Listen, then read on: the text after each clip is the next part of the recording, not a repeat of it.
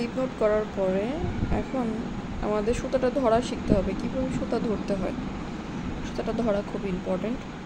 সঠিকভাবে সুতা ধরতে পারলে সুতাটা ভালোভাবে নিয়ন্ত্রণ করা যায় এবং কাজটা সুন্দর হয়। তো এই জন্য আমরা কী করব, এই যে সুতাটা সেম স্লিপ নোটের সময় যেভাবে নিয়েছিলাম ওইভাবে এই আঙ্গুলের এই পাশ থেকে নিয়ে এদিক দিয়ে বের করে দিব।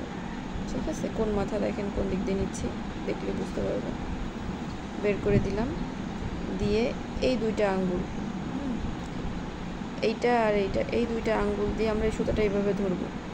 ঠিক আছে, আর এই দুইটা আঙ্গুল দিয়ে আমরা এই মাথাটা ধরব, এই যে। ঠিক আছে, এইটা দিয়ে আমরা সুতাটা নিয়ন্ত্রণ করব। সুতাটা বেশি ঢিলাও হবে না, টাইটও হবে না, বেশি জোরে ধরা যাবে না।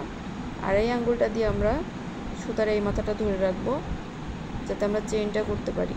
এই যে এইভাবে চেইন করতে হয়, এইভাবে এমন এমন করে চেইনের এই জায়গাটা এইভাবে ধরে নিব।